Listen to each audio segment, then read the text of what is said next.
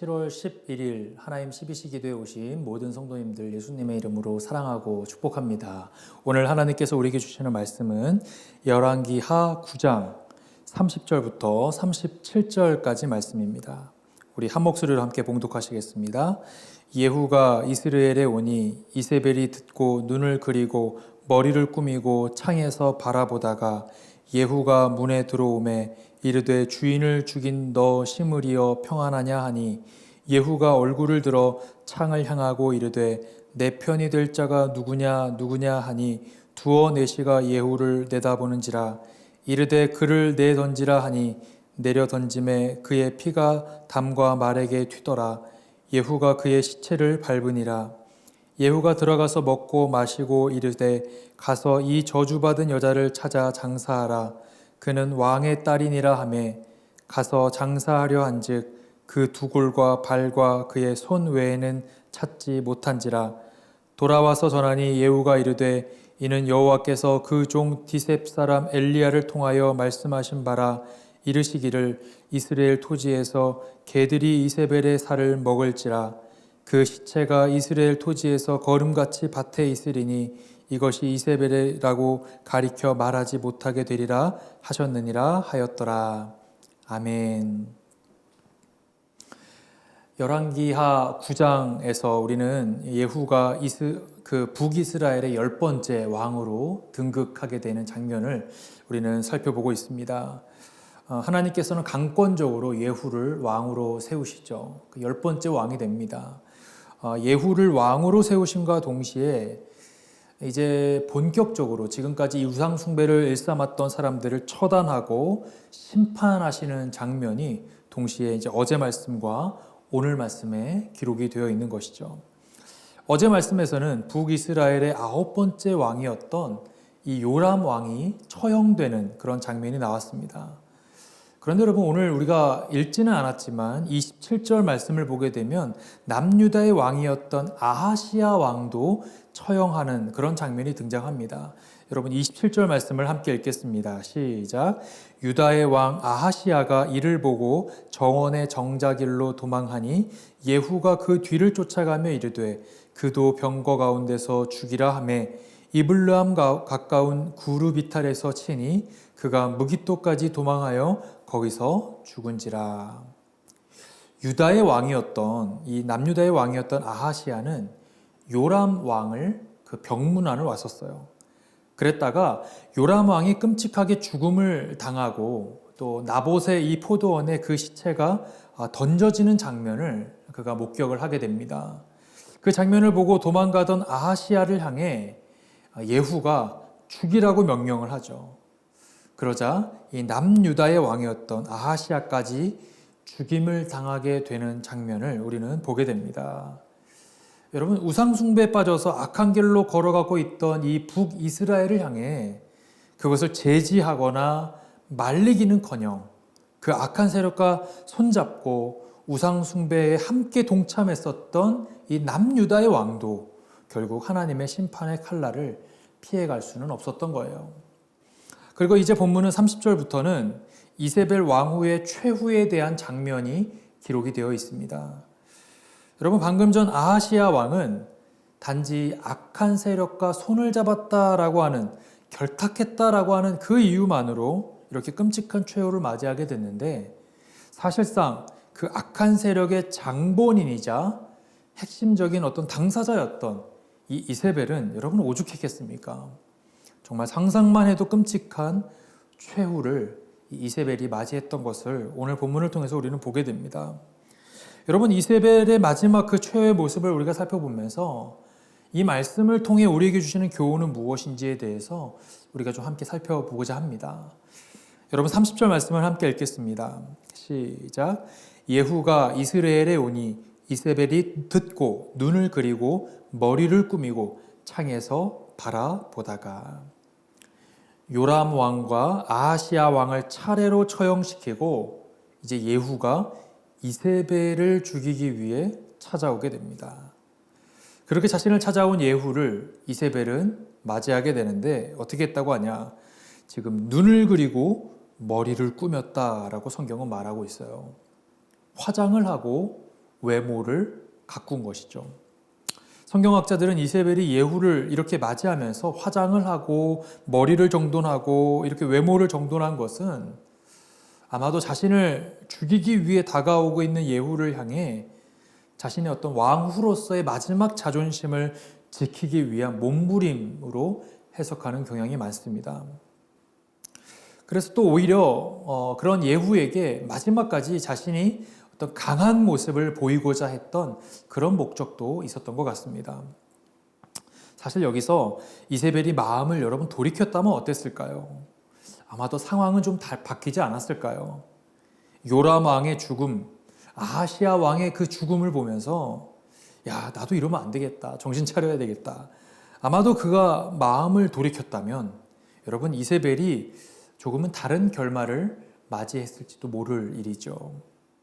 그런데 여러분 이세벨은 끝까지 불신앙의 태도, 하나님을 배반하는 그런 마음들을 그는 끝까지 꺾지 않습니다.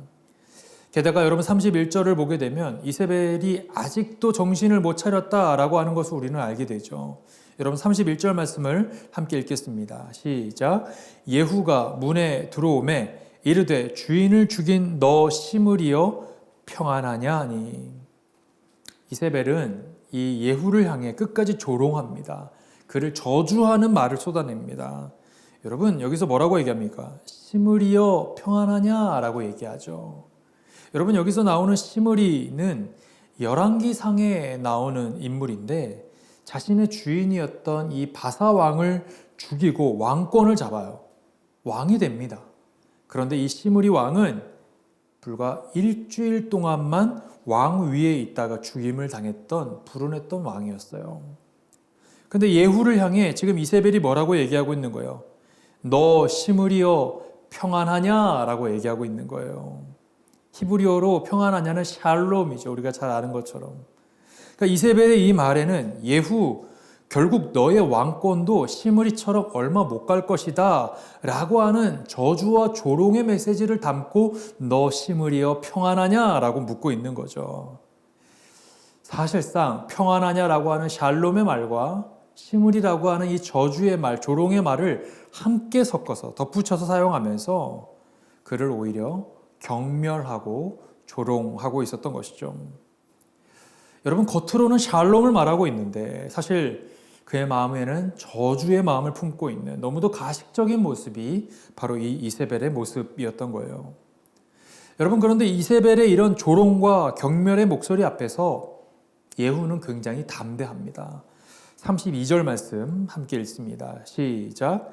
예후가 얼굴을 들어 창을 향하고 이르되 내 편이 될 자가 누구냐 누구냐 하니 두어 넷이가 예후를 내다보는지라. 여러분 예후가 큰 소리로 외칩니다. 내 편이 될 자가 누구냐 누구냐. 사실상 내 편이라고 얘기하지만 하나님 편을 얘기하는 것이죠. 과연 누가 하나님 편에 설 것이냐 외치고 있는 거예요. 여러분 여기서 누구냐 누구냐라고 두 번이나 외쳤던 것은 그만큼 그것을 강조하면서 과연 누가 하나님 편에 설 것인가 그것을 강조하며 또 간절하게 그 성읍에 있는 사람들을 향해 외치고 있었다라고 하는 것을 우리는 보게 됩니다. 여러분 예후는 자신을 향해 저주의 말을 쏟아내고 있는 너 시므리여 평안하냐라고 하는 저주와 경멸의 말을 쏟아내고 있는 이 이세벨은 물론이고 이 이세벨을 포함해 그 성에 있는 모든 사람들을 향해 이 어찌 보면 마지막으로 돌이킬 기회를 선포하고 있는 거예요. 하나님의 편에 설 자가 누구냐? 여러분 여기 말하는 누구냐에는 아마도 자신을 향해 경멸과 조롱을 쏟아냈던 이세벨도 포함되지 않았을까요, 여러분? 이제 더 이상 악의 편에 서지 말고 하나님 편으로 돌아오라. 마지막으로 그들에게 신앙적인 결단을 촉구하고 있는 거죠. 그러자 두어 넷이가 예후에게 반응했다라고 성경은 말하고 있어요. 여러분 이세벨을 포함해 그 성 전체의 사람들에게 마지막 복음의 메시지, 돌이킬 수 있는 기회가 그들에게 제공되었지만 결국 그 말씀을 붙들고 복음을 붙들고 내 마음을 돌이키기로 결단했던 사람은 성경이 말하는 두어 넷이가 전부였던 거예요.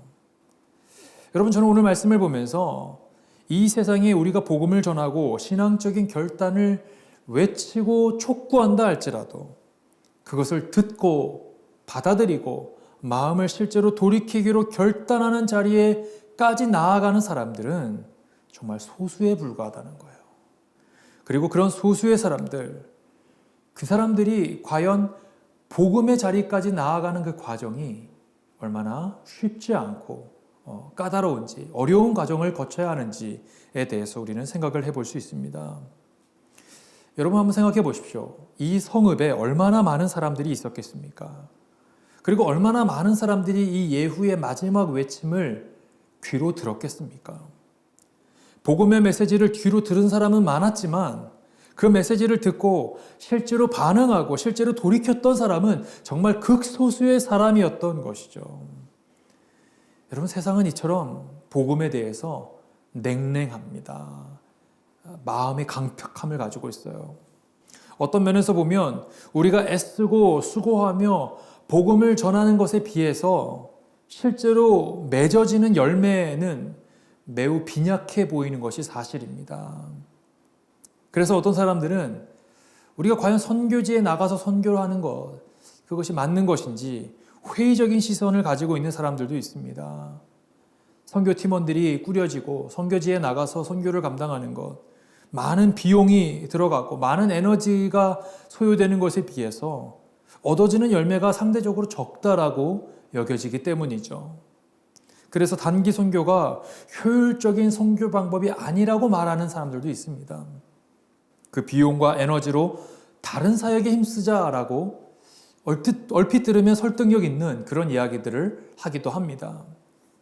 그러나 여러분, 비록 우리가 쏟아붓는 어떤 재정과 물질, 에너지에 비해서 실제로 돌아오는 영혼이 적다 할지라도 우리가 행하고 있는 그런 그 선교지에서 행하는 의료 사역들, VBS, 노방전도의 그 모든 사역들을 통해 우리가 외치는 복음의 메시지를 통해 단 한 영혼이라도 주님께 돌아오는 열매가 있다면 여러분, 그것은 충분히 가치가 있는 사역이고 반드시 해야만 하는 귀한 하나님의 사역이다라고 하는 것을 우리는 기억해야 합니다.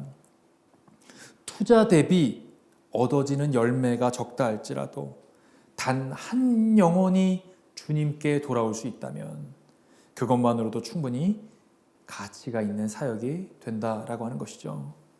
여러분, 예수님께서도 말씀하셨잖아요. 한 마리의 잃어버린 어린 양을 찾기 위해 99마리를 남겨놓고 떠난다고 하지 않으십니까? 여러분, 이 얼마나 비효율적이고 비생산적인 일입니까? 세상의 이치와 인본주의적인 사고로 보면 얼마나 어리석고 한심한 논리입니까? 그럼에도 불구하고 예수님께서 이 말씀을 하신 것은 교회라고 하는 이 공동체가 우리가 한 영혼을 위해 마음과 시간과 물질과 정성을 쏟아내야 한다라고 하는 것을 주님께서는 말씀하고 계시는 것이죠. 저는 우리 새누리교회가 오늘 말씀의 이 예후와 같이 끊임없이 세상을 향해 복음을 외치는 교회가 되기를 원합니다. 그들이 듣든지 아니 듣든지 돌아오는 열매가 적다 할지라도 우리가 돌아오게 되는 그 한 영혼 바라보면서 그 한 영혼을 천하보다도 귀하게 여기는 우리 교회가 되기를 간절히 축원합니다. 그런데 여러분, 이 돌이킴의 기회, 우리가 복음을 전하면서 그들에게 마지막으로 돌아오십시오, 복음을 들으십시오라고 전하는데 사실상 그 돌이킴의 기회는 영원한 것이 아니다라고 하는 것 또한 우리는 기억해야 합니다. 이세벨은 그 마지막 기회를 날려버리죠. 자신을 시중들었던 내시들의 손에 의해서 성 밖으로 내던져집니다. 그리고 끔찍한 죽음을 맞이하게 되죠. 예후는 그래도 이세벨이 왕후였기 때문에 그녀의 죽음 이후에 그녀의 시신을 찾아서 이렇게 화장을 해주려고 합니다. 그러나 그 짧은 시간에 그녀의 시신에서 두개골 그리고 손, 발만 남겨있고 모두 다 사라져 버렸어요. 어디로 사라져 버렸을까요? 동네에 들개들이 와서 그녀의 시신을 다 훼손해 버린 것이죠. 그런데 여러분, 이것은 엘리야를 통해 이미 예언되었던 말씀입니다. 여러분, 열왕기상 21장 23절 말씀을 함께 보도록 하겠습니다. 시작. 이세벨에게 대하여도 여호와께서 말씀하여 이르시되 개들이 이스라엘 성읍 곁에서 이세벨을 먹을지라. 엘리야를 통해서 이 말씀이 예언되어 있어요. 개들을 통해 이세벨의 시신을 먹게 된다는 거예요. 우리가 보기에는 우연히 그녀가 죽음을 당한 것 같고, 우연히 그녀의 시신이 들개들에 의해서 훼손된 것처럼 보이지만, 여러분, 사실 이 모든 것들은 이미 예언된 하나님의 말씀이자 하나님의 계획의 틀 안에 있다라고 하는 것을 우리는 기억해야 합니다. 우연처럼 보이는 모든 일들도 사실은 하나님의 완벽한 계획 안에 있는 하나님의 뜻이다라고 하는 것을 우리는 기억해야 하는 것이죠. 여러분, 그렇습니다. 이 세상에 우연은 없습니다. 우연히 일어나는 일은 없어요. 모든 것이 하나님의 인도하심이고, 여러분, 모든 것이 하나님의 계획 가운데 있다라고 하는 것을 우리는 기억해야 합니다. 모든 것이라고 하는 그 말 안에는 좋은 일, 슬픈 일, 걱정되는 일, 절망되는 일, 모든 일들이, 말 그대로 모든 일이 포함되어 있다라고 하는 것을 우리는 기억해야 합니다. 여러분, 정말 말 그대로 모든 것이 하나님의 뜻 가운데, 계획하심 가운데 있다라고 우리가 정말 믿는다면, 여러분, 시험, 우리에게 찾아오는 어려움, 우리에게 찾아오는 그런 절망의 순간들, 그것조차도 이것이 하나님의 계획과 하나님의 인도하신 가운데 있다라고 하는 것을 우리는 신뢰할 수 있어야 한다는 것이죠. 여러분, 우리에게 다가오는 어려움조차도 하나님의 계획 가운데 있다라고 하는 것을 우리가 정말 믿는다면, 그래도 여러분 조금 위로가 되고, 그래도 조금은 우리가 이겨낼 수 있는 힘과 또 용기를 얻을 수 있는 것 아닐까요?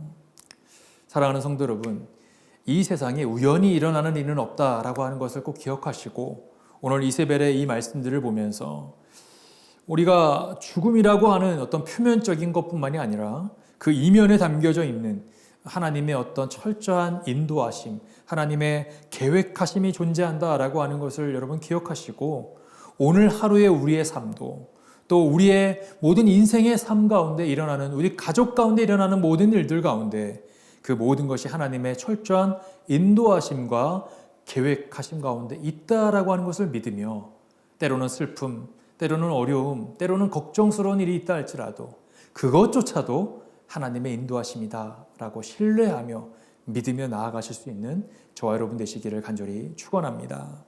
여러분, 함께 기도하시도록 하겠습니다. 오늘 주신 말씀을 기억하시면서 함께 기도하기 원합니다. 온갖 죄악을 일삼았던 이세벨이 이제 마지막 죽음을 맞이하게 됩니다. 그리고 요람의 죽음, 더불어 아하시아의 죽음, 계속해서 하나님의 심판들이 이루어지고 있는데, 하나님께서는 죄를 싫어하시고 반드시 심판하신다는 것을 우리가 보게 됩니다. 그러한 심판의 칼날이 놓이기 이전에 우리가 해야 하는 사명은 무엇일까요? 우리는 복음을 전하는 것임을 깨닫습니다. 그것이 조금 효율적이지 못한다 할지라도, 때로는 낭비처럼 보인다 할지라도, 우리가 전하는 그 복음 전파의 사역을 통해 한 영혼이 돌아올 수 있다면 우리는 끊임없이 복음을 전해야 할 줄로 믿습니다. 하나님, 오늘 말씀의 예후와 같이 당당하게 복음을 전할 수 있는, 누가 하나님의 편에 설 것인가 소리치며 당당하게 복음 전할 수 있는 우리 믿음을 우리 가운데 허락하여 주시옵소서. 또한 이세벨의 끔찍한 죽음을 우리가 바라보면서 이 모든 것이 하나님의 뜻, 하나님의 계획 안에 있음을 보게 됩니다. 하나님의 간섭하심, 우리가 그것을 믿을 때 이 땅에 우연은 없음을 반드시 우리가 기억하게 하시고, 모든 것이 합력하여 선을 이루시는 하나님의 인도하심 경험하는 우리가 되게 하여 주시옵소서. 오늘 말씀 기억하시면서 우리 함께 기도하시겠습니다. 사랑이 많으신 하나님 아버지, 하나님, 온갖 죄악을 일삼았던 이세벨의 죽음을 보면서, 또 요람의 죽음을 보면서, 아하시아의 죽음을 보면서 하나님께서는 그 죄를 반드시 멸하시고 심판하신다는 것을 다시 한번 생각해 봅니다. 하나님, 우리가 그러한 심판의 칼날을 우리가 보면서 우리가 이미 예수 믿고 이미 하나님의 자녀가 된 우리의 입장에서 우리가 해야 할 사명은 복음을 전하는 것, 한 영혼이라도 주님께 돌아오도록 우리가 목소리 높여 복음을 전하는 것임을 다시 한번 생각해 봅니다. 때로는 그것이 세상적인 논리로, 세상적인 이치로는 그것이 효율적이지 않고 비생산적이고 조금은 낭비처럼 보인다 할지라도 하나님, 우리가 한 영혼이 돌아온다면 한 마리의 어린 양을 위해 99마리를 내려놓고 떠나셨던 그 예수님의 심정으로 우리가 복음을 전하는 일에 힘쓸 수 있는 우리 모두가 될 수 있도록 인도하여 주시옵소서. 이세벨의 끔찍한 죽음을 보면서 하나님, 그 모든 것이 하나님의 뜻과 인도하심, 간섭하심 가운데 있음을 보게 됩니다. 이 세상에 우연이 없음을 다시 한번 깨닫습니다. 우리에게 좋은 일, 슬픈 일, 절망스러운 일, 그 모든 일들도 하나님께서 우리에게 주시는 계획과 인도하심 가운데 있는 것임을 우리가 다시 한번 신뢰하며 나아가기를 원합니다.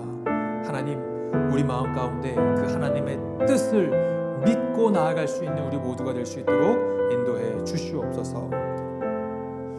우리 한 번 더 기도하기 원합니다. 우리 이 시간 기도할 때 우리 교회 새누리교회 공동체와 또 우리 교회 사역을 놓고 이 시간 함께 기도하기 원합니다. 우리 담임 목사님 안식월 기간 가운데 있으신데 우리 목사님께서 성령에 민감하게 이 시간을 잘 보내실 수 있도록 해달라고, 정말 하나님께서 우리 교회를 향한 그 꿈과 비전을 깨닫는 시간이 되게 해달라고 함께 기도해 주시기를 원하고, 우리 교회 모든 부교역자들과 평신도 리더십들이 마음을 하나로 모아서 정말 하나님의 뜻을 구하며 하나님께서 우리 새누리교회를 향한 꿈과 비전이 무엇인지 우리가 함께 기도하며 달려나갈 수 있는 우리 모든 리더십들 될 수 있도록 해달라고 함께 기도해 주시기를 원합니다. 또 우리 교회 모든 사역들, 앞으로 있는 또 일본 단기 선교를 비롯해서 또 청년부 수련회와 또 우리 유스 수련회가 있습니다. 이 모든 사역들이 정말 하나님의 영광을 드러내는 귀한 사역들 다 될 수 있도록 해달라고 우리 교회 모든 사역들을 주님께 올려드리며 이 시간 함께 기도하시겠습니다. 사랑이 많으신 하나님 아버지, 하나님, 우리 새누리교회 모든 사역들을 주님께 올려드리며 이 시간 기도합니다. 하나님, 우리의 감당하는 이 사역들이 하나님의 마음을 시원케 해드리는 사역이 될 뿐만 아니라 정말 우리 교회 모든 성도들이 하나님을 뜨겁게 경험하는 사역들 되게 하여 주옵시고, 또 예수님 몰랐던 우리 주변의 많은 이웃들이 주님을 경험하고 예수 그리스도의 십자가 복음을 이해할 수 있는 정말 구원의 방주의 역할을 감당하는 우리 새누리교회 사역들 다 될 수 있도록 주님 은혜를 베풀어 주시옵소서. 우리 담임 목사님 안식월 기간 가운데 계시는데 이 시간이 성령의 뜻을 발견하는 시간이 되게 하시고 하나님의 음성을 듣는 귀하고 복된 시간 될 수 있도록 주님 은혜를 베풀어 주시옵소서. 우리 교회 모든 평신도 리더십들과 부교역자들이 마음을 하나로 모아 하나님의 뜻을 구하며 하나님께서 우리 교회를 향한 꿈과 비전을 향해 함께 달려갈 수 있는 우리 모든 리더십들 다 될 수 있도록 주님 은혜를 베풀어 주시옵소서. 하나님, 오늘 이세벨의 죽음을 보면서 또 요람과 아하시아의 죽음을 보면서 하나님께서 그 죄를 반드시 심판하시고 그 모든 과정 가운데 하나님의 뜻과 경륜과 하나님의 간섭하심이 있음을 보게 됩니다. 하나님, 오늘 하루의 삶도 주님께 의탁하며 맡겨드리오니 하나님의 뜻, 하나님의 계획하심 가운데 우리가 신뢰하며 달려나갈 수 있는 우리 모든 성도들 될 수 있도록 주님 은혜를 베풀어 주시옵소서. 감사드리며 사랑이 많으신 예수님의 이름으로 기도드리옵나이다. 아멘. 오늘 하루도 승리하시는 저와 여러분 되시기를 간절히 소망합니다. 어떠한 상황 가운데서도 승주찬